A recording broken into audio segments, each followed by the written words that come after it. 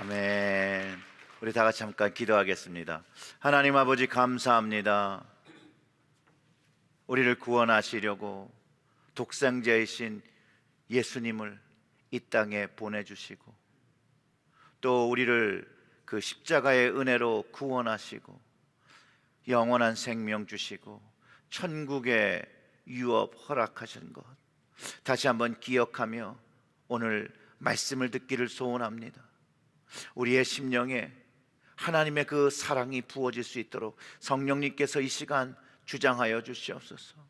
성령님께서 주장하여 주셔서 우리의 심령에 하나님의 사랑과 그 은혜가 깊이 새겨지는 시간 되어질 수 있도록 말씀을 깨닫게 하여 주시옵고, 우리에게 주시는 레마의 말씀이 새겨질 수 있도록, 그리하여 그 말씀을 순종하며 살아가는 저희들이 되어 생명의 길 걸어가는 저희들 될 수 있도록 주님, 이 시간 각 심령들마다, 각 가정에서 예배드리는 그 심령들마다, 이곳에 나와 예배드리는 심령들마다 주님께서 만져주시고 회복시키시고 용기 주시고 위로함 주시고 능력 허락하여 주시옵소서. 이 모든 말씀 우리 구주 예수님의 이름으로 기도드렸습니다. 아멘. 사랑하는 성도 여러분, 이번 주는 대강절 넷째 주이면서 성탄주일로 우리가 모였습니다. 이 대강절은 계속해서 말씀드리는 것처럼 우리는 구원자 예수님께서 오신 것을 기념하고 감사하면서 다시 오신다라고 하신 그 약속하신 그 주님을 소망하는 그런 말씀들을 나누고 기억하는 그런 시기라는 거예요. 지난주에는 우리가 주님께서 오셔서 구원받게 해주심으로 산 소망을 가지고 십자가와 복음의 삶을 위해서 흩어진 나그네 인생으로 주님 오시는 그날까지 살아야 되는 것을 우리가 나누었었습니다. 또 이 땅에서 천국 백성으로 살아가기 위하여 너무도 어려운 십자가의 삶을 살아야 하지만 우리에게는 그리스도의 영이 있어서 주님을 믿고 영혼 구원의 확신을 가지고 그리스도의 사람으로서 용기와 힘을 얻어 살아가면서 복음을 증거하며 살아야 함을 나누고 이 복음의 사명을 함께 다지는 그런 시간을 가졌습니다. 그리고 우리가 나그네 되었지만 천국을 향해서 사는 인생의 목적지가 있다는 것을 확신했었습니다. 벌써 이번 주가 이제 크리스마스입니다. 코비드 19으로 인해서 저도 밖에 잘 나가지 않지만 가끔 밤에 요즘 차를 타고 이렇게 동네를 이렇게 쓱 지나오면요, 그 크리스마스 데코레이션 너무 화려하게 장식되어 있고 그 조명의 빛이요 너무나도 아름답습니다. 물론 코비드 19 이전처럼 화려하진 않아요. 그런데도 그 빛들이 캄캄한 밤을 비치며 이렇게 주님을 이렇게 맞이하는 그런 집처럼 보입니다. 그런데 아기 예수님이 태어나시는 그날에는 이런 화려한 조명은 없었다라는 거예요. 화려한 조명은 없었는데 그 자리에는요, 주님의 탄생을 축복하는 하나님의 역사가 있었다라고 성경이 기록하고 있습니다. 오늘 본문을 통해서 주님을 이 땅에 보내신 하나님께서 준비하신 축복이 궁극적으로는 믿음의 사람들인 우리에게 축복이 되었다라는 것, 그리고 우리가 그 하나님의 축복을 얻게 된 귀한 사람이 되었다라는 것, 하나님의 자녀가 되었다는 걸 확인하고 함께 영광 돌리는 말씀의 시간을 나누기를 소망합니다. 오늘 이 본문의 배경은요 이렇습니다. 로마의 황자 가이사 아구스토가 호적을 조사하라고 명령을 내립니다. 인구조사 명령을 내렸어요. 그리고 이제 수리아의 총독이 처음 왔을 때 이거를 시작을 했는데, 이 인구조사를 위해서 모든 사람, 유대인의 모든 사람들이 고향으로 돌아갔어야 된다라고 성경이 기록하고 있습니다. 누가복음 2장 3절부터 5절의 말씀을 좀 확인해 보면 모든 사람이 호적하러 각각 고향으로 돌아가매 요셉도 다윗의 집 족속이므로 갈릴리 나세렛 동네에서 유대를 향하여 베들레헴이라 하는 다윗의 동네로 그 약혼한 마리아와 함께 호적하러 올라가니 마리아가 이미 잉태하였더라. 거기 있을 그때에 해산할 날이 차서, 이렇게 기록하고 있어요.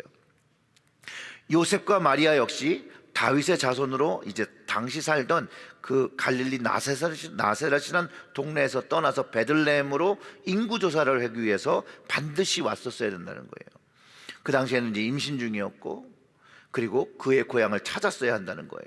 근데 여기서 해산날이 가까웠을 때 왔다라고 기록하고 있는데, 사실상 묵을 곳을 찾지 못했다라는 거예요.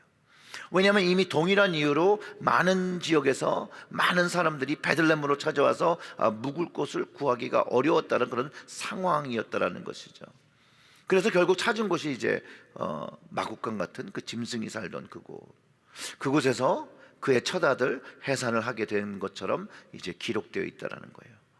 담요에 싸서 구유의 아기가 누워 있다라고 합니다. 여러분 한번 이렇게 생각해 보십시오.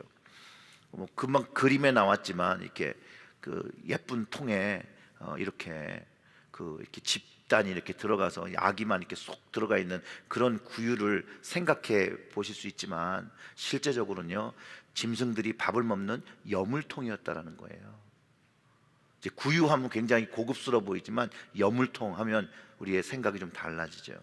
그 여물통에 강보에 싸서 뉘었다라는 거예요. 어떻게 보면 굉장히 짠하죠.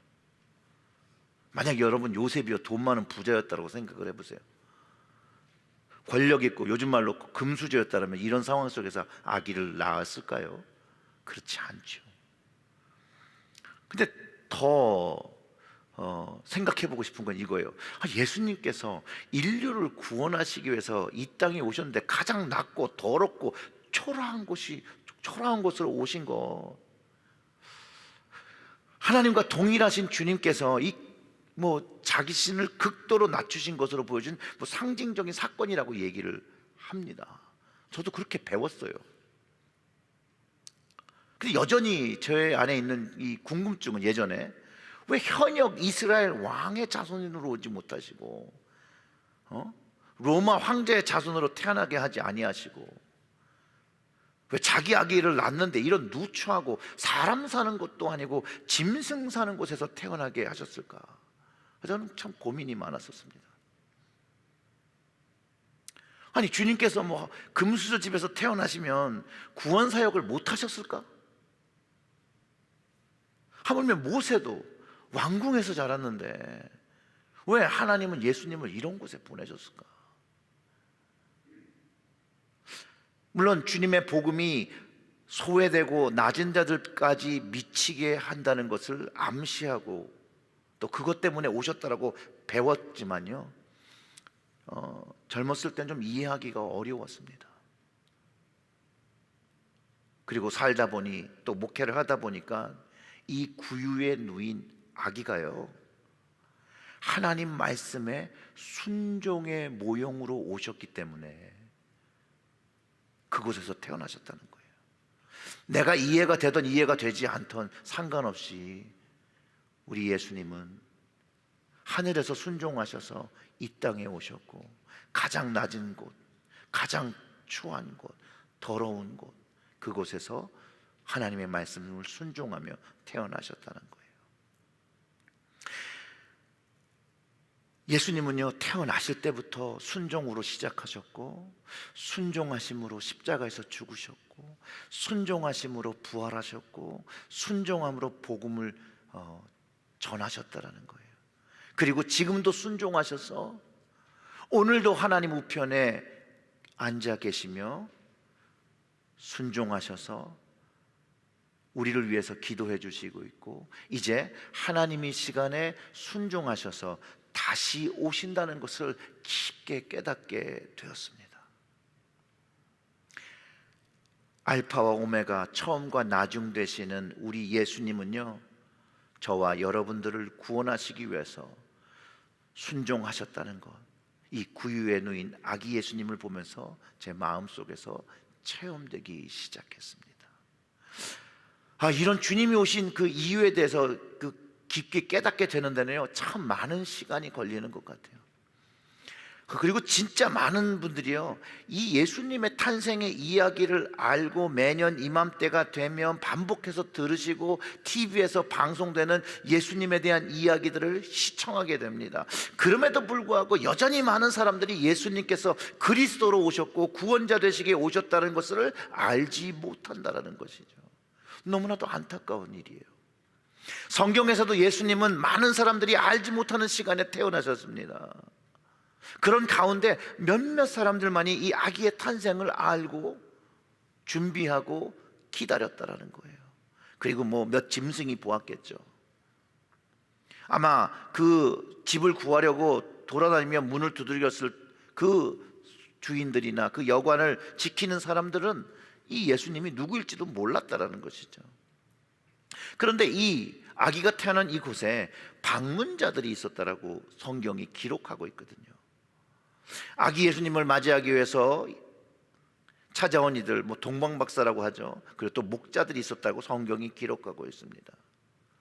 하나님을 순종하여 하늘에서 이 땅으로 태어나신 예수님을 위해서 준비하신, 저는 깜짝 선물이라고 생각을 합니다. 누가복음에서는 목자들의 방문이 그게 깜짝 선물이고요, 아무도 모르고 축하해 주지 않는 그런 상황 속에서 하나님께서 목자들을 보내셔서 예수님의 탄생이 하나님의 축복과 천사의 축복과 하나님의 계획 속에서 태어난 것을 알게 하시고 듣게 하셨다라는 거예요. 여러분, 성경 속에서요, 천사들이 어떤 특정인을 방문을 하잖아요. 그러면 그 사람은요, 하나님의 사역을 감당하는 아주 중요한 인물입니다. 그리고 그들에게는 중요한 역할이 주어져 있어요. 사랑하는 성도 여러분, 왜, 무슨 목적으로 천사들이 목자에게 찾아왔고 메시아의 탄생을 알려줬을까? 왜 많은 사람들이 있는데 왜 이 목자였을까? 한번 생각해 보신 적 없으십니까? 예수님의 탄생을 보시면요, 그 어머니 마리아에게 천사가 방문을 하고요, 그 아버지 요셉 또 사가랴에게도 방문을 하게 됩니다. 그런데 이들의 모습들을 다 보면요, 이들은요 순종의 사람들이었어요. 순종의 사람들에게 방문하셨다는 것을 우리는 알 수 있습니다. 물론 동방박사는 천사의 방문으로 오게 된 거 아니죠. 별을 보면서 큰 왕이 날 것이라는 것을 가지고 예감하고 왔다라는 거예요. 아무튼 이 목자들에게는 천사들의 방문이 있었던 것으로 하나님은 이 목자들을 통해서 중요한 일을 감당시키셨고 그 일을 감당한 것을 우리는 알 수 있어요. 그리고 예수님이 탄생된 그 시점에 천사들이 이 목자들을 방문했고 누가복음서에서 기록한 대로 목자들은 순종해서 아기 예수님을 방문했다는 거예요. 오늘 우리가 본문을 통해서 우리가 생각해 봐야 될 귀한 것은 뭐냐? 순종이라는 거예요. 순종. 나는 우리 하나님께 어떻게 순종하고 있는가? 어떻게 순종으로 나아가고 있는가? 다시 이 목자에 대해 이야기를 해보면, 양을 치기 위한 이 목자들이 밤중 동안 양을 지키며 시간을 보내고 있었다는 거예요. 그러다 이제 갑자기 천사의 방문을 받게 된 거죠. 주의 영광이 그들을 이렇게 비췄다라는 거예요. 목자들은 두려워하는데 천사들은 두려워하지 말래요. 그리고 자신이 온 이유를 설명합니다. 그 누가복음 2장 9절부터 12절까지의 말씀을 보면 이렇습니다. 주의 사자가 곁에 서고 주의 영광이 그들을 두루 비추매 크게 무서워하는지라. 천사가 이르되 무서워하지 말라. 보라, 내가 온 백성에게 미칠 큰 기쁨의 좋은 소식을 너희에게 전하노라. 오늘 다윗의 동네에 너희를 위하여 구주가 나셨으니 곧 그리스도 주시니라. 너희가 가서 강보에 쌓여 구유에 누워 있는 아기를 보리니 이것이 너희에게 표적이니라 하더니, 아멘. 이것이 너희에게 표적이 된다고 그러죠. 강보에 쌓여 있는 구유에 누워 있는 아기를 보게 될 것이라는 거예요. 정확한 디스쿠션을 주셨다는 거예요. 천사는요, 그리스도로 오신 아기의 모습을 정확하게 어떤 모습으로 있을 것을 목자에게 가르쳐 주셨는데, 이 아기의 목적이 뭐냐면 그리스도 구주가 되시고 온 백성에게 미칠 큰 기쁨의 좋은 소식이다. 이렇게 가르쳐 주는 거예요. 그리고 그 후에 목자들이 목격한 것은 그 천군 천사들의 찬송이었다라는 거예요. 아기 예수님이요 태어남이 하나님께 영광되고 땅에서 기뻐하심을 입은 사람들 중에 평화라는 것들을 이해하게 됩니다. 그리고 천사들이 떠나고 이제 하늘로 가니 이제 천사를 만난 목자들이 서로 말하며 아기가 있는 곳으로 갔다라는 거예요. 자, 한번 이렇게 생각해 보세요. 이런 귀한 영적 경험을 했으니까 그 자리로 안 가봤겠습니까? 당연히 가죠. 여러분 이렇게 생각하죠?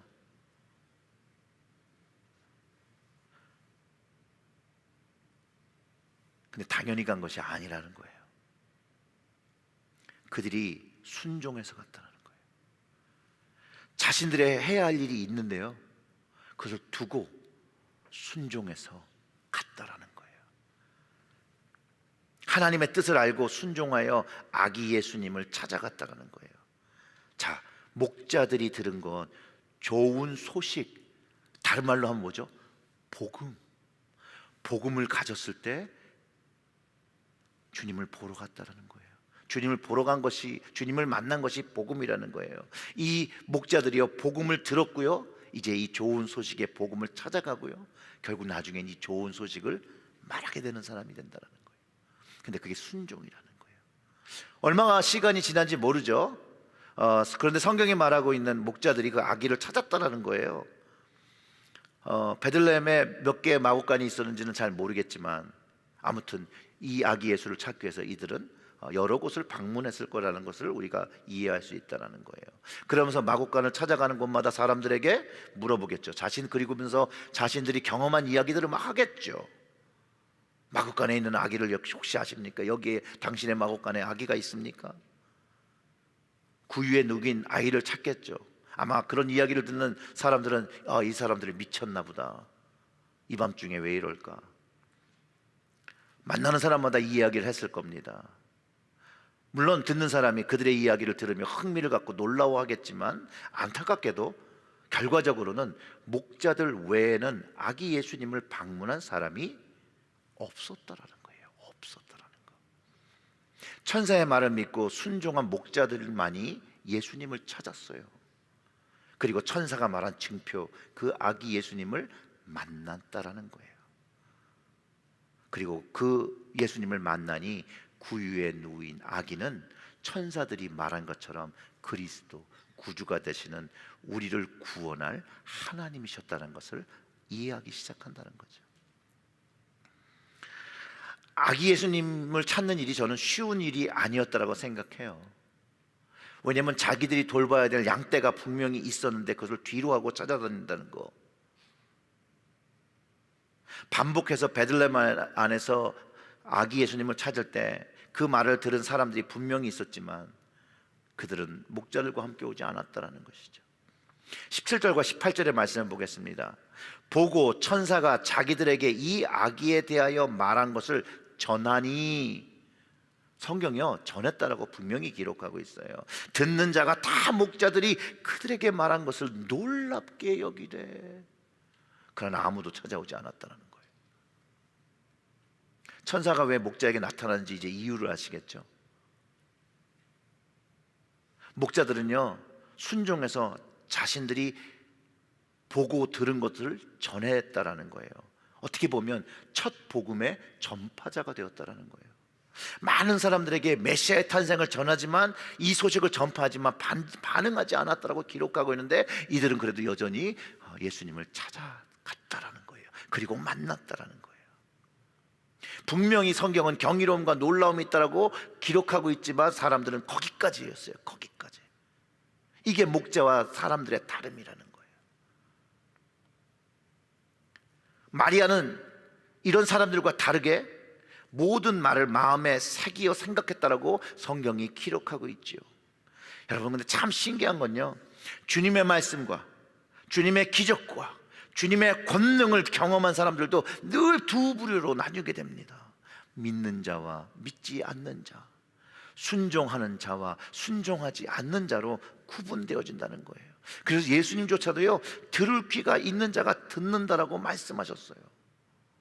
예수 그리스도의 복음을 받는 태도는요, 지금이나 그때나 동일하다라는 것이에요.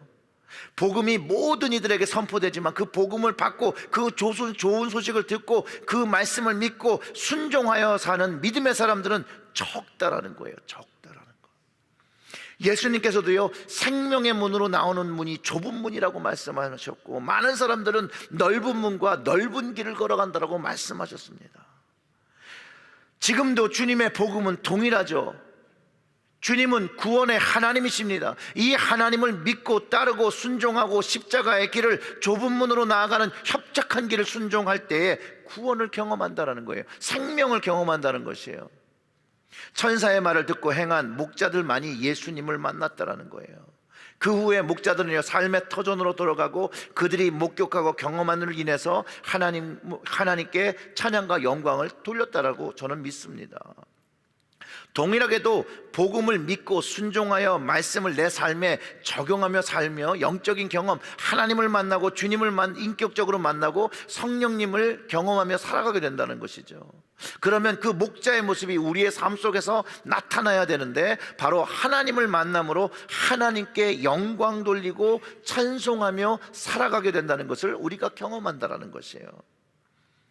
자, 여러분, 목자들의 역할이 여러분 무엇이라고 생각하십니까?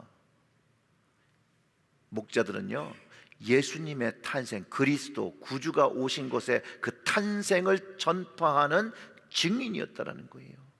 메시아의 탄생 장소에서 그분을 보고 그들이 경험한 것들을 전하는 그 사명이 있었다라는 거예요. 천사들을 만나고 천사가 말한 대로 그대로 만남을 체험한 것들을 사람들에게 전하고 메시아의 그 도래를 전했고 메시아의 길을 준비했다라는 것이에요. 그래서 여기서부터는 조금 저만의 해석을 가지고 말씀드리려고 해요. 베들레헴의 목자들은요, 증인, 바로 예수님을 보는 것까지만 해서 그 역할이 끝난 것이 아니라는 거죠. 복음을 경험한 그들이요, 이제 그 주님을 전하는 증인, 사람들에게 평화와 기쁨과 소망을 전하는 삶을 전했다라고 저는 믿습니다. 마태복음에요, 헤롯 왕의 이야기가 나오죠. 그리고 동방박사들에게 대해서 특별한 아기가 태어날 것에 대해서 듣게 됩니다. 그리고 아기를 찾으면 자신에게도 알려달라고 하고요, 그 아기를 경배하러 가겠다라고 얘기했었어요. 근데 물론 거짓말이었죠. 후에 박사가 자기에게 오지 않고 돌아간 것을 알고선 베들레헴 안에 있는 2살 아래의 아기들을 다 죽이라는 명령을 내려요. 수많은 아기가 죽은 끔찍한 사건이 일어났어요. 헤롯이요, 역사적으로 정신적으로 문제가 좀 있었다라고 해요. 근데 이 문제가 있지 않고는 이런 정말 끔찍한 일을 벌일 수가 없죠. 그 증거로 자기를 배신한다고 믿었던 자기 아내와 자기 아들들조차도 죽였던 사람이라는 거예요. 메시아의 소식을 들은 이 헤롯이 불안해했죠. 자기의 왕자가 위협받는다고 생각했기 때문에 그 불안의 싹을 잘라내기 위해서 아기들을 다 죽이라고 한 거예요. 여러분, 자신의 사랑스러운 아기가 남에게 의해서 죽임을 당했다라고 생각해 보시기 바랍니다. 그것도 누군가에게 죽임을 당하는데 내가 힘이 없어요. 내가 힘이 없어서 내 아이를 지킬 수가 없어. 그 아버지와 엄마와 그 친척들, 그 어떤 마음이었을까요? 지옥이었을 거예요. 지옥.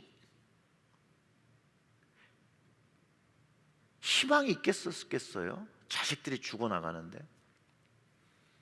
가지고 있더라도 잃었을 거예요. 여러분, 복수를 꿈꾸지 않았을까요? 근데 복수할 힘도 없어요. 아무튼 이 헤롯 왕을 엄청 싫어하고 엄청 저주했겠죠. 사랑하는 성도 여러분, 복음서 안에서 일어난 이 모든 사건들이 여러분 진실이라고 믿으시면 이런 사실 하나가 믿어지게 됩니다. 이 아기 예수님을 만난 목자들이 이 사건을 경험하고 들었다라는 거예요. 또 그것이 자신의 이야기가 되었을 수도 있어요. 자기의 아기를 잃어버릴 수도 있을 것이고, 그것이 가족의 일이 되었을 수도 있어요. 이 어렵고 고통스럽고 이 끔찍한 이 일에 예수님의 탄생, 그리스도의 탄생, 그것을 기억하지 않았을까요? 아마 목자들이 들어온 출애굽 이야기, 모세와 같은 이런 상황 속에서 하나님의 보호하심이 있어서 모세가 이스라엘 백성을 구원했던 것처럼 자신이 만났던 그 천사와 그 아기의 가기를 생각하면서 그들을 구원하실 분이 이제 잘하고 있다, 하나님께 희망을 걸고 하나님을 신뢰하고 이 아기 예수님을 저는 증언했다라고 제가 믿기 시작해야 되더라니까요. 사람들이 고통당하고 있을 때 이 아기 예수님의 이야기로 자기들도 위로를 받고 사람들을 또 위로하지 않았을 거예요. 야, 새로운 왕이 태어났다. 그가 자라고 시간이 되면 이 억울한 것들이 20-30년 안에는 풀어줄 왕이 태어난 것, 그것을 이야기하면 조금의 위로를 받지 않았을까요, 여러분? 물론 이거 제 생각이에요. 모든 백성에게 기쁨이 된다는 이스라엘의 왕이 이제 불의한 현재의 왕을 심판할 것이라는 소망을 꿈꾸지 않았을까요? 저는 이것은 충분히 가능한 상상이고 소망이었다고 생각해요. 그래서 저는 개인적으로 이것이 목자들의 가장 중요한 역할이 아니었을까, 증인의 역할, 메시아가 태어난 것에 대한 증인의 역할이었을 거라고 저는 믿습니다. 예수님께서요, 예수님의 제자들의 그 사명이요, 부활하신 예수님을 전하는 거였거든요. 그렇다면 목자들은 태어나신, 구주가 태어나신 것을 증언하는 사명이 있었다고 저는 믿어요. 그게 제자들에게는 복음이었고 목자들에게도 복음이었다는 거예요. 제자들은요, 모든 사람들이 십자가에서 죽은 예수님을 보았고 절망한 순간을 부활하신 주님을 만나면서 회복되었거든요. 그리고 이 부활의 메시지, 복음의 메시지를 다시 사람들에게 전하며 희망을 전해줬거든요. 여러분, 구유에 누인 아기는요, 부활과 재림의 주님이시라는 거예요. 부활과 재림의 주님. 저는요, 이 예수님의 탄생을 본 목자들이 자기들의 생명이 다하는 그날까지 그리스도가 태어났다라고 말하고 증언했을 거라고 저는 믿어요. 예수님의 제자들 역시도요, 생명을 걸고 우리 죄를 위하여 죽으시고 부활하신 예수님을 죽기까지 증거했거든요. 예수의 증인으로 살았거든요. 예수님은요, 태어나시고 죽으시고 부활하시고 그분의 삶이 이 땅에 계실 때와 승천하신 후에도 수많은 사람들에게 계속해서 복음이 되셨다는 거예요. 그래서 천사들이 온 백성에게 기쁨과 좋은 소식이 된다라고 선포되어진 거거든요. 그렇기 때문에 그 주님을 기다리며 그 모진 박해를 당할 때도 마라나타 주 예수여 어서 오시옵소서라는 고백을 드렸고 지금도 우리가 그 고백을 드릴 수 있다라는 것이에요. 여러분, 주님이 승천하셨을 때 또 천사들이 나타났습니다. 사도행전 1장 10절과 11절의 말씀을 확인해 보면 이렇습니다.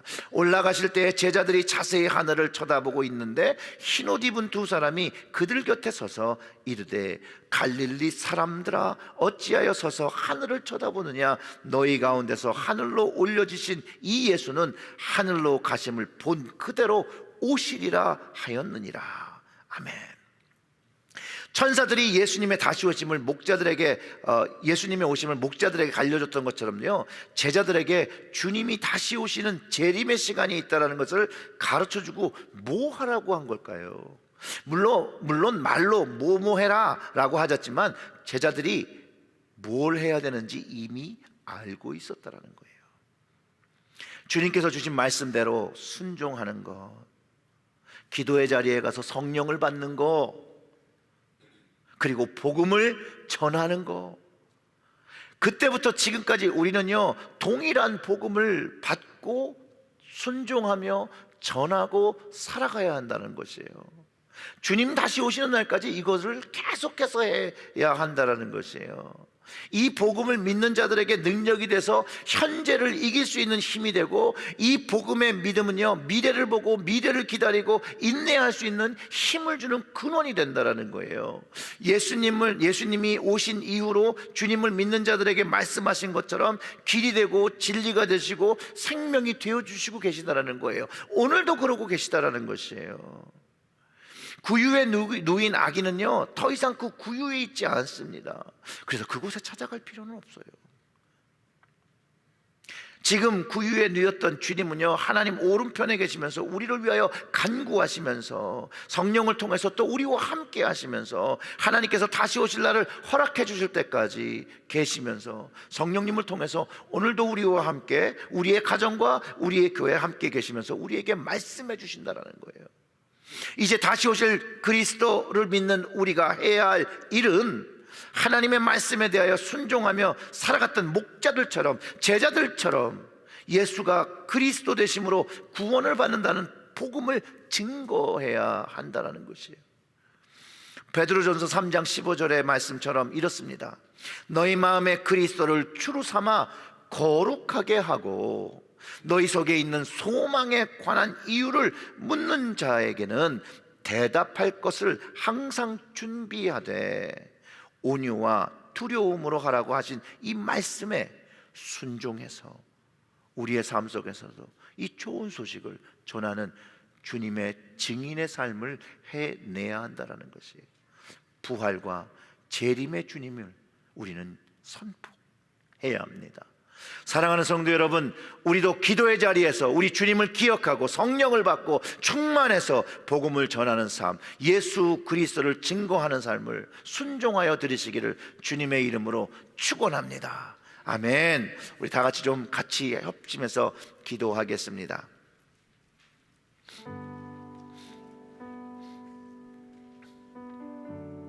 우리 이렇게 기도하시죠. 주님, 나의 구원을 위해서 이 땅에 오신 것 감사합니다. 또 나의 구원과 영원한 생명을 위하여 십자가에서 고통받으시고 나의 죄를 해결해 주시고 부활하신 것 감사합니다. 그리고 이 부활의 생명 주신 것 감사합니다. 이제 주님을 기다립니다. 주님을 바라봅니다. 주님 오시는 그날까지 주님만 바라보며 주님 주신 이 사명, 주의 거룩한 그 복음, 그 좋은 소식을 전하며 살아가는 복음의 통로로 살아가게 해달라고 우리 다 같이 좀 소리내어서 기도하겠습니다. 기도합니다. 하나님 아버지 감사합니다. 예수님 감사합니다. 성령님 감사합니다. 이 땅에 오여져 주신 것 감사합니다. 나를 살리기 위해서, 나에게 생명 주시기 위해서, 나에게 영원한 삶을 주시기 위해서 이 땅에 오신 주님 감사합니다. 홀로 영광 받아 주시옵소서. 홀로 영광 받아 주시옵소서. 이 온 땅의 모든 온 백성의 이 좋으신 소식, 이 기쁨의 소식이 되게 하세요. 주님, 우리의 가정들을 사용하여 주시옵소서. 저를 사용하시고 우리를 사용하셔서 주님의 이 좋은 복음이, 이 좋은 소식이, 이 희망의 메시지가, 이 영생의 메시지가 이 땅의 그 구석구석까지 전파될 수 있도록 통로되어지게 하여 주시옵소서. 주님의 증인 되게 하여 주시옵소서. 그리하여 하나님께 영광 되어지고 하나님께 기쁨 되어지는 주님의 거룩한 자녀의 삶을 잘 감당할 수 있도록 주여 역사하여 주시옵고, 하나님 오늘도 주의 말씀을 우리의 마음에 새기며 주님을 거룩한 주로 그리스도로 고백하며 그 마음에 새기며 주님 주신 그 소망을 하나님 깨닫고 그 소망을 하나님 만나는 사람들에게만 전할 수 있는 하나님 지혜와 능력을 주시고 온유함을 주시고 두려움, 그 리스펙트를 가지고 하나님 복음을 전할 수 있도록 주께서 저희들을 사용하여 주시기를 간절히 소원합니다. 우리의 가정을 사용하여 주시기를 간절히 소원합니다. 주님 오신 것을 기뻐하며 환영합니다. 또한 주님 다시 오시는 주님, 마라나타 주 예수여 어서 오시옵소서. 주님 오시옵소서. 이 땅에 오시옵소서. 하나님의 권세와 권능을 선포하시면서 이 땅에 오시옵소서. 다시 오시는 주님을 기다립니다. 주님 영원한 나라를 소망합니다. 이 소망이 지금 이 팬데믹으로 인하여 하나님 어렵고 눌리고 두려움을 갖고 있는 이들에게 하나님 전포되게 하시고 믿어지게 하여 주시옵소서. 그리하여 그들도 그런 생명에 가지고 있는 그 죽음으로부터의 두려움을 깨치고 오직 주님만을 바라보고 주님만을 찬양하는 귀한 인생들, 축복의 인생들 되어질 수 있도록 하나님의 사랑을 경험하고 하나님의 은혜를 경험하는 인생들이 되어질 수 있도록 주께서 만지시고 인도하여 주시기를 간절히 소원합니다. 하나님 역사하여 주시옵소서. 하나님 역사하여 주시옵소서. 하나님 이 땅에 주님이 순종하여 오셔서 순종으로 십자가를 지시고 순종으로 우리를 살리신 주님, 홀로 영광 받아 주시옵소서. 정말로 감사드립니다. 하나님의 영으로 이제 그 그리스도의 영으로 우리의 심령을 채우시고 우리의 가정을 채우시고 우리의 교회를 채우셔서 정말로 주님의 그 좋은 소식 온 백성과 온 열방에 전할 수 있도록 하나님 우리를 사용하여 주시고 우리를 인도하여 주시옵소서. 그 복음의 그 생명의 말씀이 하나님 깨달아지게 하여 주시옵소서. 말씀을 깨닫는 하나님 귀한 은혜를 허락하여 주시옵소서. 하나님의 능력을 각 가정마다 기억하게 하시고 경험하게 하시고 하나님 이제 새롭게 새로운 영혼을 가지고 새로운 마음을 가지고 새로운 능력을 가지고 살아가는 우리의 모든 가정 되어질 수 있도록 말씀의 능력과 기도의 능력과 복음의 능력을 가지고 살아갈 수 있도록 주께서 인도하여 주시옵소서. 그리할 때 우리의 가정 속에서 주님으로 인한 그 기쁨을 가지고 구원의 기쁨을 가지고 영생의 기쁨을 가지고 다시 오시는 주님을 소망하며 살아가며 이 세상의 모든 것들을 이기고 승리하며 살아갈 수 있도록 주여 저희들의 가정마다 주님 오늘 임재하여 주시옵소서. 축복하여 주시옵소서. 이끌어 주시옵소서. 이 모든 말씀 우리 구주 예수님의 이름으로 기도드렸습니다. 아멘.